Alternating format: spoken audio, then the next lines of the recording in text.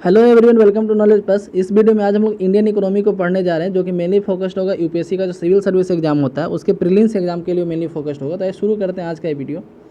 यदि पहले का वीडियो आप नहीं देखें तो जाकर जरूर देखें। आज हम लोग बेसल अकॉर्ड से पढ़ने वाले हैं। ये बेसल अकॉर्ड एक्चुअली होता क्या है, तो it was in 1988 that central banking body. तो सेंट्रल बैंकिंग बॉडी मतलब कि जो हर एक कंट्री का सेंट्रल बैंक है, जैसे इंडिया की तरफ से आरबीआई हो गया, दूसरे कंट्री के और भी जो होंगे जहाँ के नोट छापते होंगे, या सेंट्रल बैंक जो होंगे, गवर्नमेंट के बैंक जो होंगे, ठीक है। तो इन 1988 1988 में central banking bodies of the developed economy agreed upon the provision of CAR. तो यहाँ पे एक प्रोविजन पे ये लोग एग्री किए, सीएआर का मतलब capital adequacy ratio, also known as the Basel accord. इसी को हम लोग बेसल अकॉर्ड के नाम से भी जानते हैं, यानी सीएआर को ही हम लोग बेसल अकॉर्ड के नाम से जानते हैं। अकॉर्ड यानी कि एक agreement. The accord was agreed upon at Basel Switzerland. तो अकॉर्ड जो है, बेसल एक शहर है स्विट्जरलैंड में, वहीं पे एग्री किया गया था इस पर, इसलिए इसको बेसल अकॉर्ड के नाम से जानते हैं। At a meeting in the bank of international settlement. तो बैंक ऑफ इंटरनेशनल सेटलमेंट के मीटिंग में अकॉर्ड साइन किया गया था। This accord provide the recommendation on banking regulation with regard to at capital risk, market and risk and operational risk. तो इस accord में, इस एग्रीमेंट में बताया क्या गया है, तो रिकमेंडेशन दिया गया यहाँ पे बैंकिंग के लिए, मतलब कि बैंकिंग पे रेगुलेशन करने के लिए कि किस तरीके से कैपिटल रिस्क, मार्केट रिस्क को घटाया जाए। तो सीएआर का प्रोविजन यहाँ पे लाया गया। इट्स ऑब्जेक्टिव है to ensure that financial institution have enough capital to meet obligation and absorb unexpected losses. तो इसका मेन ऑब्जेक्टिव क्या था कि जो फाइनेंशियल इंस्टीट्यूशन है, जो बैंक है, उनके पास इतना कम से कम पैसा होना चाहिए, उनके पास इतना एनफ कैपिटल होना चाहिए, यदि उनको भविष्य में अनएक्सपेक्टेड लॉस भी हो जाए, मतलब कि एक अप्रत्याशित घाटा हो जाए कि जिसका अनुमान, ऐसा आशा भी नहीं किए थे कि इतना घाटा हो जाएगा, यदि उस तरीके का भी लॉस हो जाए तो सारे ऑब्लिगेशन को, जितना भी उनका दायित्व है उसको पूरा कर सके, तो इतना पैसा उनको रखना है। तो उसी को बोला जाता है कैपिटल एडेक्वेसी रेशियो, सीएआर। तो इसके तहत बेसल 1 हेलो पढ़ते थे, Basel committee on bank supervision BCBS published a set of minimum capital requirement for bank to maintain the certain amount of free capital to their asset as a cushion against probable losses investment and loans. क्या करें कि cushion के रूप में, cushion यानी कि एक cushion कहने का मतलब हुआ कि एक स्टॉक के रूप में रखने के लिए कुछ पैसा को यहाँ पे बताया गया। बेसल कमेटी जो बैंक सुपरविजन था, एक set of minimum capital ratio का जो है, कितना कम से कम पैसा रखना है आपको, इसके लिए एक रूल पब्लिश किया है यहाँ पे कि आपको maintain a certain amount of free capital, जो भी आपका फ्री कैपिटल है उसका कुछ अमाउंट जो है, ठीक है, free capital to their asset as a cushion against probable losses. तो उतना पैसा बचा करके रखिए आने वाले लॉस के लिए। Basel 1 primarily focus on the credit risk. इस जो है क्रेडिट रिस्क पे फोकस करता है। क्रेडिट रिस्क यानी कि आप जो लोन दिए हैं, मान लीजिए कि लोन वापस नहीं आता है, तो आप कहाँ से, आप जिसके जो पैसा आपके खाता में डिपॉजिट किया है, जो आपको दिया है, डिपॉजिट किया है अपने आपके खाता में, आपके बैंक में, ठीक है, उसको आप पैसा कहाँ से दीजिएगा यदि लोन आपका वापस नहीं आता है तो उसके लिए आपको कुछ यहाँ पे रिस्क लेना पड़ेगा। तो क्रेडिट रिस्क को फोकस करते हुए बेसल 1 मेनली फोकस करता है। In the 1988 the ratio of capital was decided to 8%। 1988 में बोला गया था कि 8% आपको सीएआर के रूप में रखना है। सीएआर यानी कैपिटल एडेक्वेसी रेशियो था कि मान लीजिए कि आप 100 रुपये लोन दिए हैं या फिर 100 रुपये की संपत्ति आपके पास है, तो आपको 8 रुपया कुशन के रूप में रखना है, जिसको आप यूज नहीं करेंगे, ताकि जो बुरा वक्त है तो वहाँ पे काम कर सके। तो CR is the percentage of total capital to the weighted asset. तो जो भी उसका टोटल कैपिटल डिवाइडेड उसका जो वेटेड एसेट है, उसके रेशियो को सीआर बोलते हैं। The CR is also known capital to risk weighted asset ratio. तो इसको जो है, ये भी बोला जाता है कि सीआर को बोला जाता है capital to risk weighted asset ratio. It is use to protect the depositors and promote the stability and efficiency of the financial system. क्या करें कि जो है डिपॉजिटर को प्रोटेक्ट करने का काम करता है और प्रोमोट करता है स्टेबिलिटी और एफिशिएंसी फाइनेंशियल सिस्टम में। Asset of the banks are classified and group into 5 category. जो एसेट होते हैं बैंक के, उसको 5 कैटेगरी में बांटा जाता है क्रेडिट रिस्क के आधार पे। 0%, 10%, 20, 50 और 100% क्रेडिट रिस्क के आधार पर बांटा गया है। Some critics have criticised the Basel 1 accord as the non threatened all borrowers alike, no weight was given to the variability of security pro credit facility and treated loans of varying maturity in the same manner. क्या करें, कुछ इसके क्रिटिकल्स क्या कहते हैं कि इसमें सारे लोन को एक जैसा मान लिया जाता है। मतलब कि जैसे वेरिंग मैच्योरिटी कहने का मतलब कि कोई यदि लोन 2 साल में आने वाला है और कोई 10 साल में आने वाला है, तो 2 साल में आने वाला लोन कम रिस्की है, 10 साल में आने वाला लोन ज़्यादा रिस्की है। मान लीजिए कि आप किसी को पैसा देते हैं, 500 रुपये आप किसी को दिए, बोला कि हम 5 दिन में लौटा देंगे, ठीक है, एक बोला कि हम 2 महीना में लौटाएंगे, तो कौन सा ज़्यादा रिस्क है? 2 महीना वाला रिस्क हो सकता है कि 2 महीना में कहीं चला जाए, ठीक है, या फिर 2 महीना में वो जो है पैसा ना दे मेरा। लेकिन 5 दिन में रिस्क थोड़ा कम है, ठीक है, रिस्क तो यहाँ भी है लेकिन 5 दिन वाले में रिस्क थोड़ा कम है। तो उसी तरह से देखा था, इसमें मैच्योरिटी पीरियड को नहीं देखा जाता क्योंकि मैच्योरिटी पीरियड सबका अलग अलग होता है, ठीक है। तो बेसल अकॉर्ड का क्रिटिक्स के रूप में यह कहा जाता है। बेसल 2 क्या है, तो it attempt to integrate Basel 1 capital standard with national regulation. तो इसमें जो बेसल 1 कैपिटल था उसको स्टैंडर्ड, जो कैपिटल स्टैंडर्ड था बेसल 1 का, उसको नेशनल रेगुलेशन के हिसाब से सेट करने के लिए बोलता है। Way setting the minimum capital requirement of financial institution with the goal of ensuring liquidity. It aim at securing international convergence on regulation governing the CAR। क्या कह रहा है कि इसका मेन नेम क्या है, तो securing international convergence on regulation, regulation पे जो इंटरनेशनल कन्वर्जेंस है उसको सिक्योर करना। CAR को गवर्न करते समय the supervisory review process on the banks internal process and system while the market discipline focus on market disclosure using made by the banks.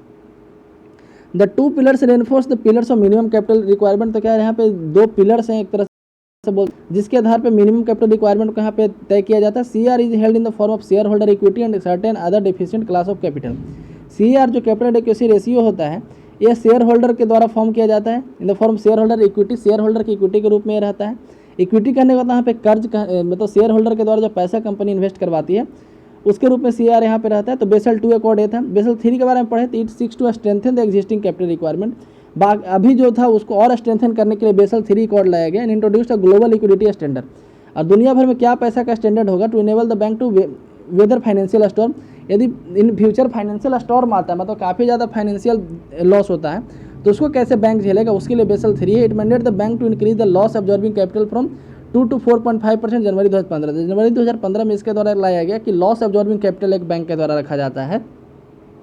Loss absorbing capital करने का मतलब क्या होगा कि लॉस जब लॉस होगा तो इसमें से पैसा को निकाला जाएगा। तो पहले 2% रखना होता था, अब उसको 4.5% कर दिया गया है 2015 में ही। Also bank will require to hold a Basel capital conversion buffer of 2.5% to best future period of stress. अब कह रहे कैपिटल कंजर्वेशन बफर भी रखना पड़ेगा 2.5% का ताकि स्ट्रेस के रूप में काम कर सको। तो बस Basel 2 therefore increase the quantum of capital which banks भी रिक्वायर्ड टू मेंटेन। यानी कि बेसल 2 में जो है कितना संपत्ति मतलब कितना पूंजी रखना है स्टॉक के रूप में उसको बढ़ाया गया है।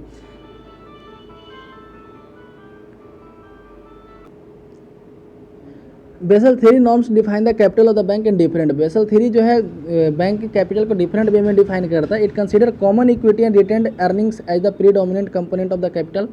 तो इसके द्वारा कहा जाता है कॉमन इक्विटी जो लोन लिया गया है मतलब जो डिपॉजिट है ना, और रिटेन्ड अर्निंग ये जो है प्रीडोमिनेंट कैपिटल है, but restrict the inclusion of item such as deferred tax asset mortgage service. तो इसमें जो है ये सब बाकी जो दूसरे जगह से इनकम जो आता है बैंक का उसको यहाँ पे शामिल नहीं किया जाता है।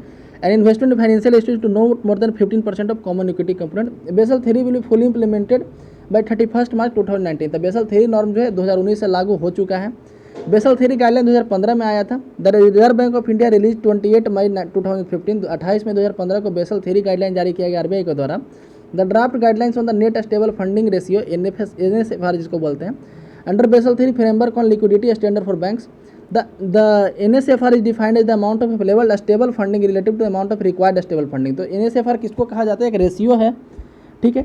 Is the amount available stable is defined as the amount of available stable funding relative to the amount of required stable funding. मतलब कि जितना भी फंड अवेलेबल है डिवाइडेड बाई मतलब उसको कंपेरिजन करना है किसके से, कितना अमाउंट रिक्वायर्ड था स्टेबल फंडिंग के लिए, ठीक है। स्टेबल फंडिंग मतलब कि बैंक स्थिर रहे उसके लिए कितना अमाउंट अवेलेबल है और कितना रिक्वायरमेंट था, इस दोनों का जो कंपैरिजन होता है उसको हम लोग NSFR बोलते हैं। इसका डिवाइड जो करते हैं मतलब कि इतना अवेलेबल डिवाइडेड जो रिक्वायरमेंट है उसको NSFR बोला जाता है। The objective of NSFR is to ensure that banks maintain a stable funding profile in relation to the composition of their asset and of balance sheet activities.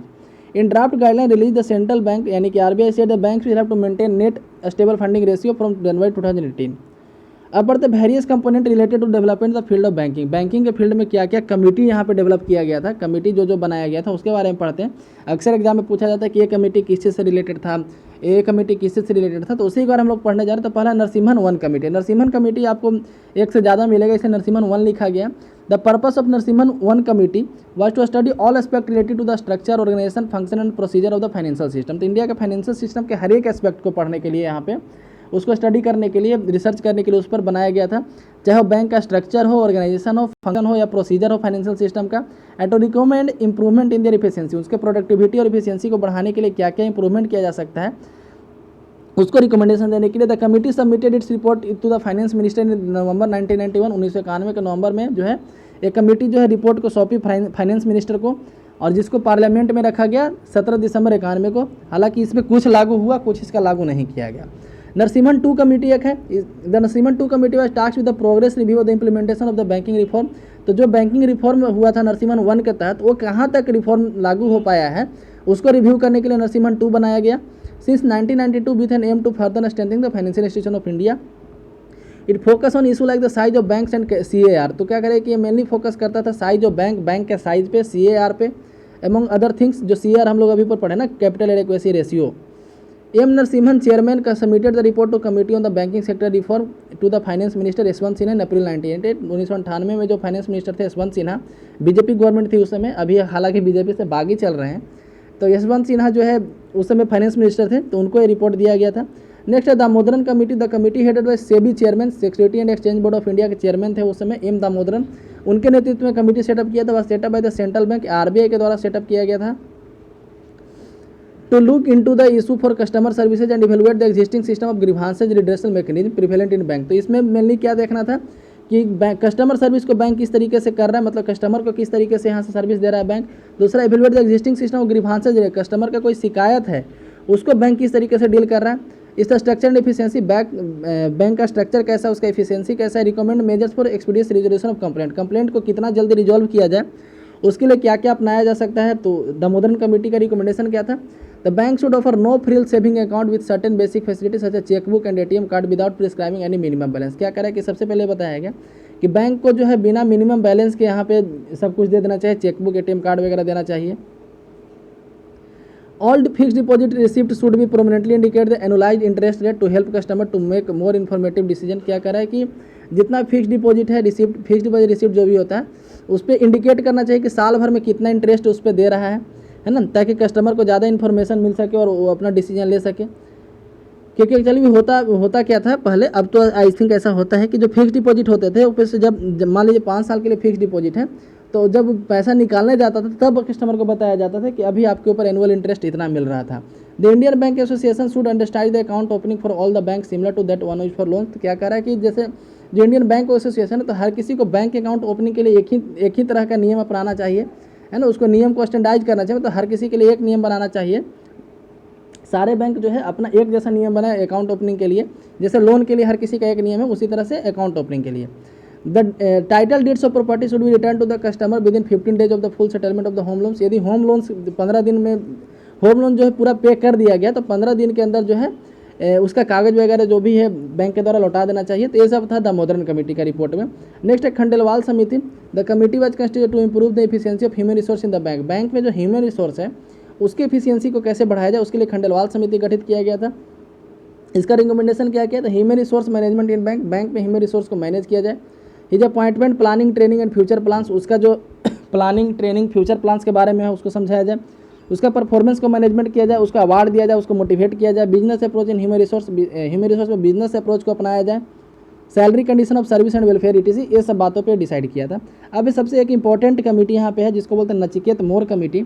The RBI appointed a committee on comprehensive financial service for a small business and low income under the chairman of Shri Nachiket Mor, member of the central board of director RBI in the month of September 2013। तो सितंबर 2013 में जो है नचिकेत मोर के नेतृत्व में committee setup किया गया था। उसका काम क्या था, तो committee on comprehensive financial service for small business और लो इनकम वाले को किस तरीके से बैंकिंग सेक्टर में जोड़ा जाए, या फिर जो बैंकिंग सेक्टर में जुड़े हुए हैं तो ऐसे लोगों को किस तरीके से ज़्यादा सुविधा दिया जाए। तो इसके लिए नचिकेत मोर कमेटी बनाया गया था। Motive of the panel is to frame a clear and detailed vision for financial inclusion. इसका मोटिव क्या था इस पैनल का, तो एक क्लियर और डिटेल विजन बनाना है फाइनेंशियल इंक्लूजन के लिए। फाइनेंशियल इंक्लूजन मतलब कि ज़्यादा से ज़्यादा लोगों को बैंक तक पहुँच हो, उसको फाइनेंशियल इंक्लूजन बोलते हैं।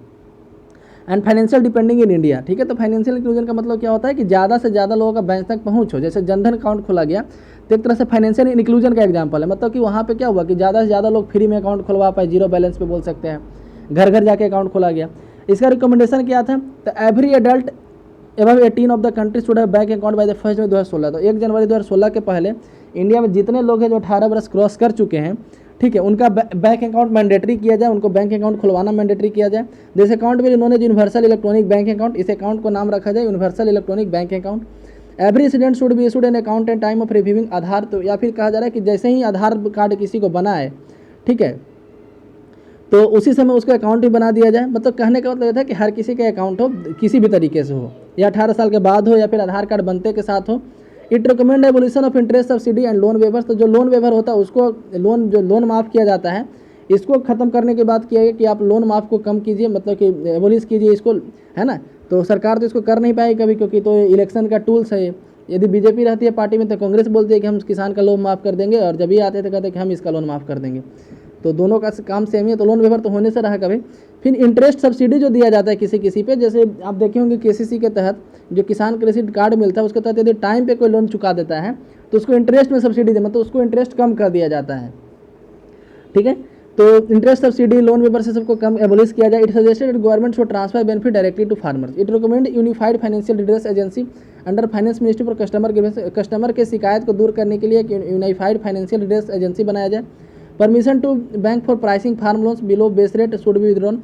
तो क्या कह रहा है कि जैसे बैंक के द्वारा एक बेस रेट डिफाइन किया जाता है और कहा जाता है कि बेस रेट से नीचे आपको लोन नहीं देना है। जो बैंक लोन देती है बेस रेट से नीचे नहीं देना होता है, लेकिन यहाँ पे बैंक को परमिशन दिया गया है कि आप यदि फार्म सेक्टर में लोन दे रहे हैं तो आपको बेस रेट से नीचे दिया जा सकता है।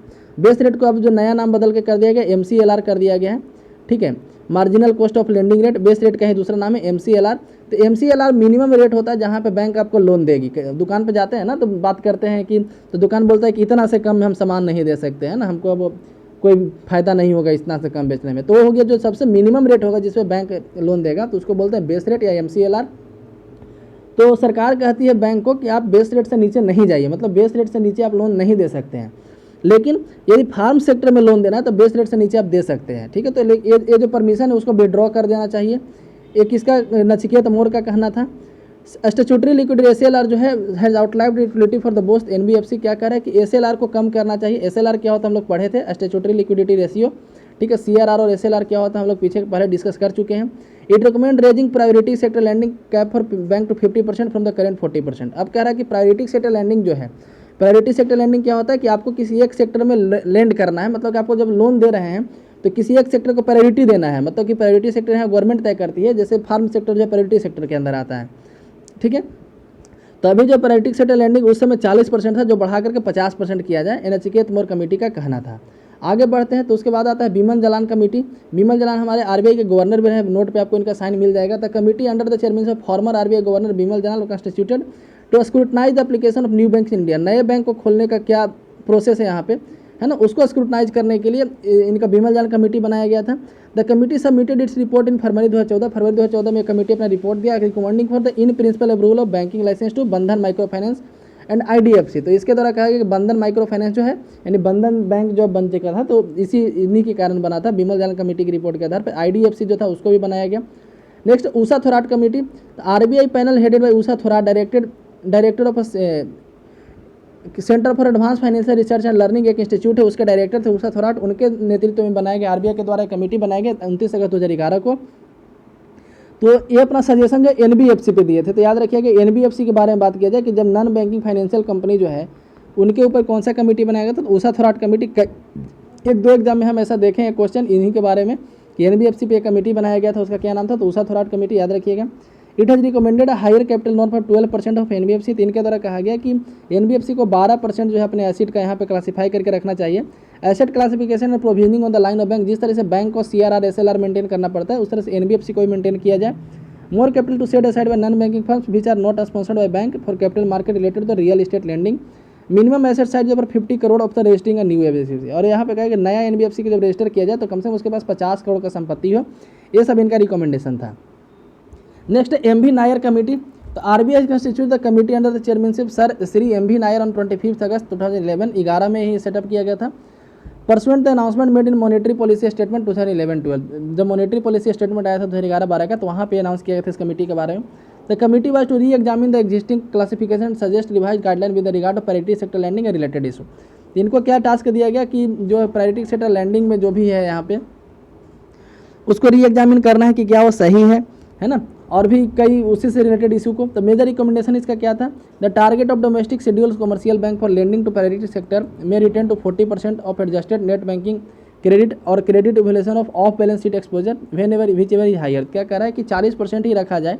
ठीक है, दूसरा कहता था sector agriculture and allied activities में भी a composite sector with in priority sector by doing away with the distinction between direct and indirect agriculture. जैसे यहाँ पे कहा जाए कि एक एग्रीकल्चर के अंदर प्रायोरिटी सेक्टर तो एग्रीकल्चर है ही, ठीक है, तो यहाँ पे उसका नाम लिखा जाता है एग्रीकल्चर एंड एलाइड एक्टिविटीज़। ठीक है, तो एग्रीकल्चर एंड एलाइड एक्टिविटीज़ का मतलब क्या है कि एग्रीकल्चर जो खेती करते हैं, एलाइड एक्टिविटीज जो खेती से रिलेटेड काम को करते हैं, खेती से रिलेटेड काम को करते हैं, उसमें क्या हो गया, खाद बेचने वाले लोग, वो खेती नहीं करते हैं लेकिन एलाइड एक्टिविटीज खेती से रिलेटेड काम को कर रहे हैं, है ना। मान लीजिए कोई बीज बेचने वाला आदमी है, ठीक है, या कोई ट्रैक्टर वाला आदमी है जो जाके खेत में जोतता है, पैसा लेता है और खेत को जोत देता है, ठीक है, या किसी के पास फार्मिंग मशीन रखे हुए है, धान काटने वाला मशीन रखे हुए, तो भी एलाइड एक्टिविटीज़ में आता है वो, ठीक है। तो यहाँ पे दोनों के बीच में डिस्टिंक्शन किया जाता था, एग्रीकल्चर वाले को डायरेक्ट एग्रीकल्चर करते थे, एलाइड वाले को इनडायरेक्ट कहा जाता था। तो ये दोनों की जगह पे कंपोजिट सेक्टर एक बनाया जाए, ठीक है, मतलब कि उसको एक ही सेक्टर बना दिया जाए। The target of agriculture and activities में भी 18% ऑफ द ANBC कहने का मतलब क्या होता है कि एडजस्टेड नेट बैंकिंग क्रेडिट, जितना आपका बैंक क्रेडिट लोन दे सकता है ना, उसको ANBC कहते हैं। तो नेक्स्ट है sub target for small and marginal farmer within agriculture and activities recommended equivalent to 9%। तो कहा जा रहा है कि एग्रीकल्चर के लिए 40% पर 18% एग्रीकल्चर को टारगेट किया जाए, ठीक है, क्योंकि इसका मेन सेक्टर क्या था, इसका काम क्या था, प्रायोरिटी सेक्टर लैंडिंग को यहाँ पे देखना था, तो इसीलिए इसका जो भी रिकमेंडेशन इसी दिशा में है। तो 40% तो रखना था ही प्रायोरिटी सेक्टर लैंडिंग, 18% उसमें एग्रीकल्चर को करना था, उसमें भी 9% जो 18 का 9% था छोटे फार्मर को दिया जाना था, ठीक है, वो यहाँ पे कहा गया।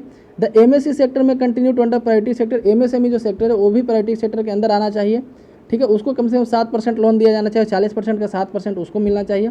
बैंक में encourage to ensure the number of outstanding beneficiary account under small and marginal farmer and micro enterprise each register minimum annual growth of rate of 15%। और बैंक को इनकरेज करना चाहिए कि जो छोटे फार्मर है अपना खाता खुलवाएं, NBFC जो है जो MSME है, छोटे मोटे एंटरप्राइज है, वो अपने यहाँ पे खाता खुलवाएं, उसका बेनिफिट लें, और हर साल कम से कम 15% उनका नंबर बढ़ना चाहिए, ऐसे लोगों का बैंक ये इनकरेज करे। The loan to housing and education may continue to under priority sector, फिर कह रहा है कि हाउसिंग और एजुकेशन को कंटिन्यू करना चाहिए यहाँ पे प्रायोरिटी सेक्टर के अंदर।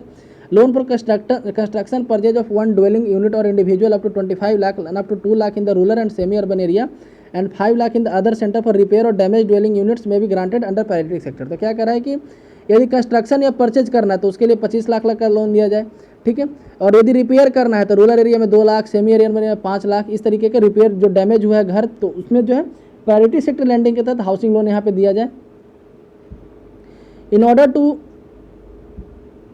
Encourage construction of dwelling units for economically weaker section, जो EWS इकोनॉमिकली वीकर सेक्शन है उनको अपना घर बनाने के लिए, लो इनकम ग्रुप को घर बनाने के लिए, ठीक है, housing loan granted to this unit may included the weaker section category. All loans to women under priority sector may also be counted under loans to weaker section. क्या करें, जो विमेन को लोन दिया जाता है प्रायोरिटी सेक्टर के अंदर, उसको वीकर सेक्शन के अंदर काउंट किया जाए।